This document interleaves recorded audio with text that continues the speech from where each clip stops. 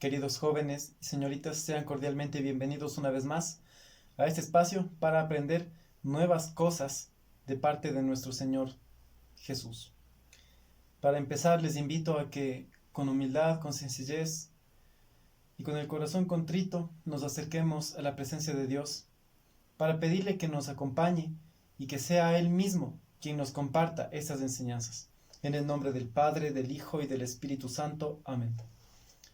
Amadísimo Padre Celestial, te damos las gracias por tu misericordia, te damos las gracias por la vida, por el regalo de la familia, por todo lo que has puesto en nuestra vida para nuestro beneficio.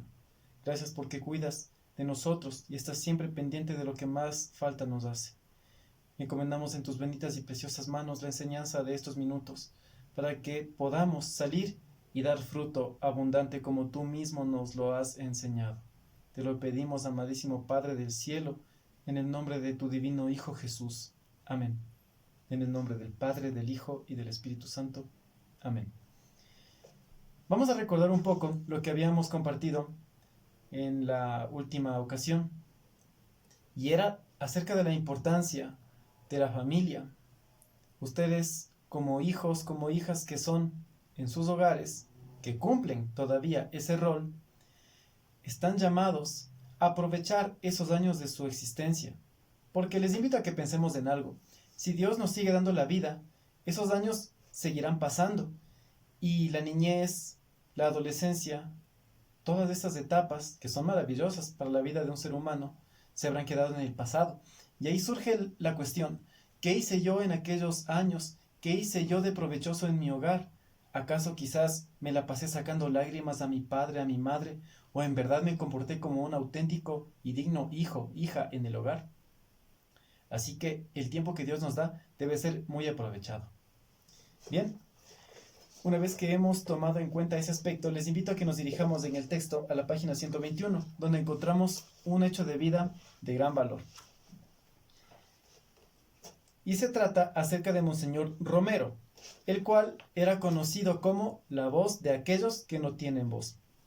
Monseñor Óscar Arnulfo Romero nació en El Salvador el 15 de agosto de 1917.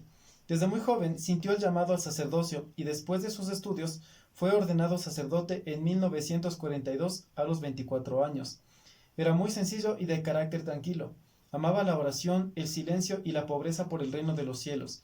En 1977 fue nombrado arzobispo de San Salvador, en tiempos muy difíciles para su país, pues el poder estaba en manos de una dictadura muy dura y cruel, a la cual se oponía una guerrilla también llena de violencia. En ese contexto, Monseñor Romero, haciendo cada vez más suyo el dolor de su pueblo, de los campesinos y trabajadores ya explotados, a quienes ayudaba de muchas maneras, pero sobre todo de aquellos que por pensar diferente, o a veces incluso sin ninguna razón, eran perseguidos y asesinados. Consciente de que un seguidor de Cristo no puede ser indiferente a la sociedad en la que vive, comenzó desde su predicación a llamar a la reconciliación nacional, pero también a denunciar las injusticias y crímenes. Fue calumniado, perseguido, amenazado y finalmente, el 24 de marzo de 1980, fue asesinado mientras celebraba la misa en el Hospital Divina Providencia, conocido por todos como la voz de los sin voz. Monseñor Romero fue beatificado el 23 de mayo del 2015. Este hecho de vida nos pone muy en claro lo que es, de pronto para muchos de ustedes, la doctrina social de la Iglesia. De pronto para muchos de ustedes es algo desconocido. De pronto quizás nunca escucharon hablar de lo que es la doctrina social de la Iglesia. En resumen, la doctrina social de la Iglesia se refiere a todo lo que nuestra Santa Madre Iglesia Católica hace en pro de la sociedad como tal. Porque si bien es cierto, nosotros pertenecemos al pueblo de Dios, pero no podemos negar la realidad de que asimismo también nosotros pertenecemos a una sociedad, pertenecemos a este mundo por cierto, o mejor dicho, por determinado tiempo, hasta que Dios nos llame a su presencia. Por lo tanto, mientras estemos aquí, somos llamados a hacer de este un mundo mejor. Y es lo que hizo Monseñor Romero, a tal punto de que le costó hasta su propia vida. Demos gracias a Dios de que actualmente, desde nuestra posición, les invito a que ustedes analicen su realidad, lo que ustedes hacen cotidianamente. Lo peor que nos puede pasar por seguir a Cristo Jesús es una mala cara, un desprecio, pero no va más allá. En cambio, te imaginas haber vivido en un lugar, en una época en la cual existe persecución a precio de sangre contra aquellos que se proclamen creyentes en Cristo Jesús y que a su vez luchen por la igualdad. Es muy difícil. Por lo tanto, agradezcamos a Dios de que tenemos la vida y estamos en donde estamos. Un punto importante que quiero destacar en este momento es que un auténtico cristiano, una auténtica cristiana, no es aquella que se conforma con atender a la catequesis, con ir a las cosas de Dios en resumen. No, sino que es aquel que también comparte esas enseñanzas con los demás y también denuncia aquello que está mal. Ojo, no digo que eso es un pretexto para insultar, no. Nosotros somos llamados a corregir, como dice la palabra de Dios. Tampoco me refiero a lo que está muy de moda que dicen la crítica constructiva. La iglesia lo dice de una manera más, yo le diría, más adecuada. La corrección fraterna, es decir, con amor. Una vez que hemos topado ese punto, les invito a que nos dirijamos esta vez a la santa palabra de Dios. La palabra de Dios que nos tiene un mensaje muy profundo y elemental. El mensaje que vamos a escuchar en la palabra de Dios, por lo tanto, está tomado de la carta del apóstol Santiago, en el capítulo 2, versículos del 14 al 17. Y dice así. Lectura de la carta del apóstol Santiago. ¿De qué sirve, hermanos míos, que alguien diga, tengo fe, si no tiene obras? ¿Acaso podrá salvarle la fe? Si un hermano o una hermana están desnudos y carecen del sustento diario, y alguno de vosotros les dice, id en paz, calentaos y hartaos, pero no les dais lo necesario para el cuerpo, ¿de qué sirve? Pues así es también la fe, si no tiene obras. Está realmente muerta. Palabra de Dios. El apóstol Santiago es muy claro y muy directo en esta cita bíblica. Debemos entender un punto para poder partir de lleno con el resto de las enseñanzas que compartiremos en estos breves minutos.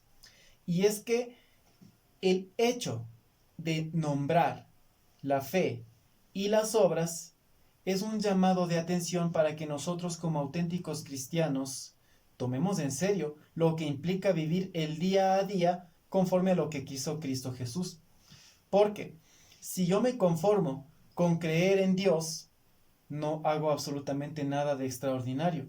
Porque los demonios, que el Señor los reprenda, también creen en Dios. Es más, ellos le han visto, ellos le conocen desde la eternidad. Y tampoco vale decir, yo no creo en Dios, yo no creo en esas cosas como muchos saben decir. Es que ustedes son fanáticos y muchos apodos que ponen también. Yo soy una buena persona, yo soy un ciudadano ejemplar. Si alguien me pide pan en la calle, yo le doy pan.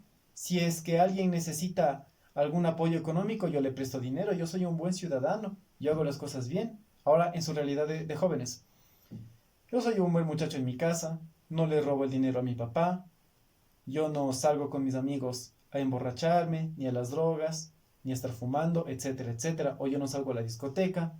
Yo soy una buena persona, obviamente. De pronto, si ese es tu caso, te felicito. Tienes una moral extraordinaria. Pero si llegas a decir que eres una buena persona, pero a mí eso de la iglesia me tiene sin cuidado, yo puedo prescindir de eso, yo vivo la vida a mi manera. Yo soy bueno y nadie me hace problema. Ahí también estás mal. Entonces, no podemos irnos ni solamente con lo uno, ni tampoco solamente con lo otro. Dios nos hace el llamado de atención para comprender que un cristiano, una cristiana de verdad, tiene que caminar con los dos pies. La fe, las obras. La fe y las obras. Porque si no, va a ser muy difícil.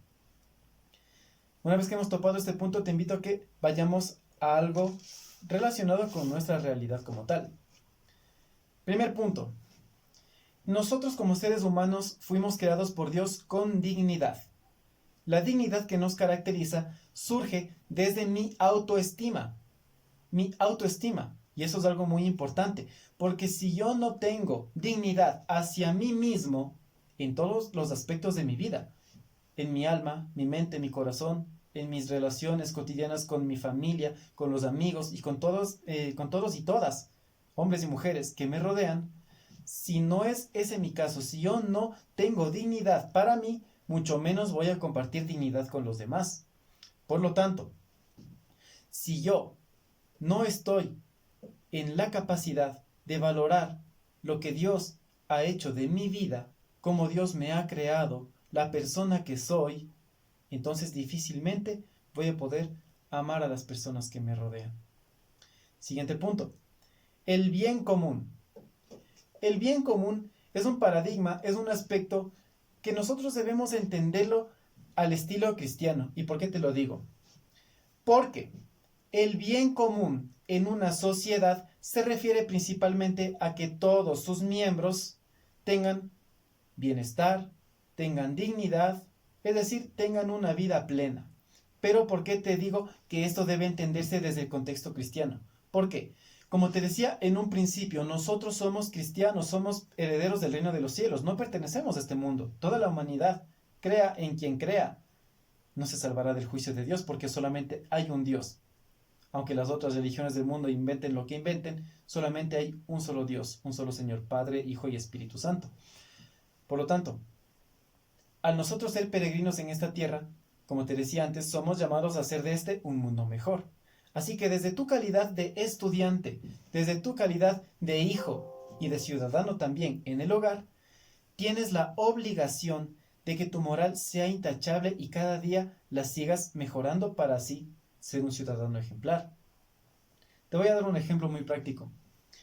Si desde tu hogar, si desde tu colegio, si desde tu catequesis tienes malas costumbres relacionadas con la moral, con la ética, ahorita no te voy a hablar de momento de que es pecado o no es pecado, tal cosa, no.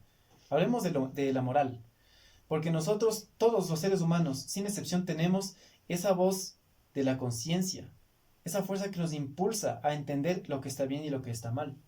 Por ejemplo, si un niño en su hogar se acostumbró a coger unas moneditas de la cartera de su mamá o unos billetitos de la billetera de su papá, con el paso de los años se convertirá en un delincuente.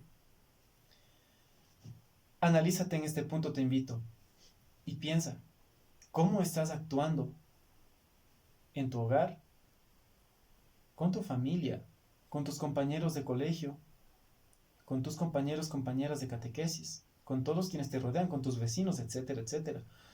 ¿Cómo es tu actitud? Te voy a compartir una anécdota que me pasó. Te comparto que yo estudio medicina veterinaria. Entonces una vez un amigo mío me dio un aventón en el carro y veníamos conversando. Entonces él me hablaba de que él ya ha aprendido empíricamente varias cosas. Y él había aprendido a castrar cerdos. Entonces me comentaba acerca del negocio, el proceso, lo que hace, porque lo que es de cada quien, él sabía hacer bien su trabajo, él aprendió empíricamente y pues bueno, iba ejercitando sus conocimientos. Pero a mí me sorprendió cuando llegó a un tema interesante. Él me dijo que hay ocasiones en las cuales la anestesia a él se le termina. Y entonces, ¿sabes lo que me dijo? Me dijo de que, bueno, con tal de que a mí me paguen, yo a veces he hecho sin anestesia suficiente. ¿Qué me da a entender?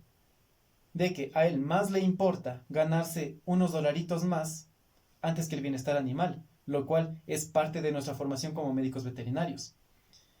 ¿Qué quiero decir con este ejemplo? Que muchas personas anteponen los principios morales de un ser humano, de un hijo de Dios, anteponen primero la ganancia económica, los intereses personales, el egoísmo, la soberbia. ¿Por qué crees tú que hay muchos profesionales en la actualidad, de la rama que sean, que son corruptos? Te invito a que analices los casos de corrupción que se escuchan a nivel nacional en los medios de comunicación. A nivel internacional y en otros países tampoco es la excepción. Corrupción en muchos sectores de la sociedad. ¿Por qué crees que será? Sencillo, porque esas personas desde su adolescencia, desde su juventud, se mal acostumbraron a tener una vida muy arreglada de tal forma que ellos se beneficien, sin importar cómo estén los demás. Siguiente punto. la propiedad de cada uno en la sociedad. Nosotros pertenecemos a un hogar. Tú tienes tu papá, tu mamá. Todos sin excepción tenemos un lecho donde descansar, tenemos alimento, tenemos protección. Así que te invito a que primero valores lo que Dios te ha dado y no envidies a los demás. Y para ir avanzando en este aspecto, te invito a que te dirijas, cuando tengas tiempo, al libro del Génesis. Aquí te dejo la cita bíblica. Vas a dirigirte al libro del Génesis, en donde encontramos cómo Dios dispone al ser humano la manera en que tiene que ganar el sustento diario. Y dice así: con el sudor de tu frente comerás el pan. ¿Eso qué quiere decir? Que un buen cristiano, una buena cristiana, no busca el dinero fácil, sino que tiene que esforzarse, trabajar, así como lo hace tu padre, como lo hace tu madre. Este punto espero que te haya quedado muy claro. Ahora debemos sembrar honestidad para en un futuro cosechar frutos de bendición abundante de parte de Dios. Siguiente punto, la subsidiariedad. El ser humano es sociable por naturaleza. ¿Eso qué quiere decir? Que nosotros no podemos vivir, digan lo que te digan, no podemos vivir sin... ¿Cómo te lo explicaría? Ya. El ser humano no puede vivir sin pertenecer a un círculo social. ¿Eso qué quiere decir? Que Dios, al crearnos a su imagen y semejanza, nos transmitió su manera de actuar, su manera de amar. Claro que lamentablemente muchos de nosotros no la aprovechamos. Por eso existe tanto odio, tanta discordia en el mundo, porque nos olvidamos de Dios. Pero te voy a dejar en claro algo. Que Dios, siendo todopoderoso Dios, vive en comunidad, aunque no me lo creas de pronto. Y es sencillo de entender, no es algo muy nuevo para ti lo que te voy a decir. Dios, uno solo. ¿En cuántas personas? 3. Padre, Hijo y Espíritu Santo. En comunidad, unión en fraternidad. Dios, siendo Dios, nos da esa gran lección. Así que somos llamados a que en nuestra familia, en nuestro círculo de amigos, en todas las circunstancias de nuestra vida en las cuales nos relacionamos con varias personas, debemos ser siempre seres humanos que busquen la paz y el amor. Siguiente punto, la participación. En tu hogar, de seguro encuentras muchos quehaceres y lamentablemente a veces nos quedamos de brazos cruzados cuando nuestra madre, nuestro padre o nuestros hermanos se sacan el aire haciendo todos los quehaceres de la casa por sí solos. Y nosotros bien gracias, a veces en el celular, a veces perdiendo el tiempo en la televisión y demás cosas sin sentido. Te invito a que a partir de ahora pongas en práctica lo que es solidaridad, el apoyo mutuo. Eso también implica ser un buen cristiano. La solidaridad, por lo tanto, tiene que reflejarse en todos los aspectos de tu vida. Si nunca lo pones en práctica, créeme que a futuro será muy difícil que lo hagas. Y espero que nunca sea nuestro caso, el cual es el de muchos políticos actuales. Alguien me dirá de pronto, es que yo nunca quiero entrar a la política. No. Escojas lo que tú escojas y Dios te da la salud y la vida. Escojas la profesión que escojas o el oficio que tú escojas. Siempre, y escúchame esto, quizás con el paso de los años te acuerdes de lo que te voy a decir hoy. Estés donde estés, escojas la rama que escojas en tu vida, siempre tendrás tentaciones, siempre tendrás sobornos, siempre tendrás esa tendencia a actuar mal. Pero debemos ser fuertes. Yo conozco a una persona muy especial que me ha demostrado con su ejemplo que se puede ser un buen cristiano en un mundo, en un círculo social en donde predomina la maldad, la impiedad, en donde predomina los sobornos, las coimas y tantas cosas más. Así que, ánimo, que a partir de ahora tu actitud sea diferente en el hogar. Si de pronto te has estado dejando llevar por la pereza, por el conformismo, así que de aquí en adelante somos llamados a actuar como auténticos cristianos, como auténticas cristianas para la gloria de Dios. Bien, luego de haber compartido en esos minutos estas enseñanzas de gran valor, te invito a que medites en todo lo que hemos compartido. Medites y que a partir de ahora tu actitud pues sea diferente. Claro, Dios no te va a obligar a nada, pero queda muy en claro que alguien te lo dijo y te lo transmitió. En este punto te invito a que, bueno, nos preparemos para escuchar, como es de nuestra costumbre, las preguntitas y compromisos finales. El primero dice, ¿a qué te comprometes en tu hogar para practicar la solidaridad? Segundo, ¿cómo está tu autoestima? Tercero, compromiso.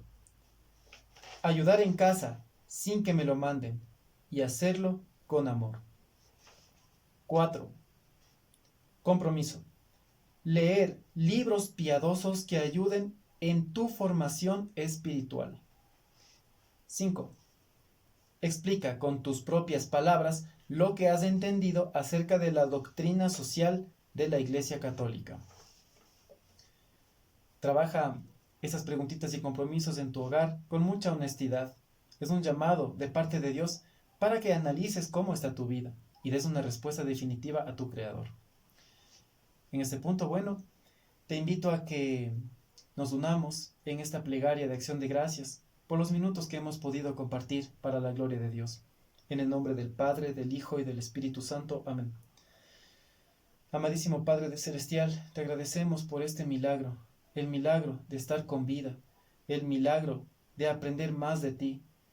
Te pedimos con humildad y de todo corazón que extiendas tu mano poderosa sobre nosotros, cuides de nuestra vida, ilumines nuestra mente, nuestro corazón, para actuar como jóvenes, señoritas, que busquen de ti día tras día, para que si nos das la vida en un futuro, seamos eso que la sociedad necesita, hombres y mujeres de bien, honestos, firmes, con carácter para decir no al pecado, no a la maldad, y siempre aceptar la gracia y lo que a ti te agrada, Señor. Te pedimos que nos extiendas tu bendición.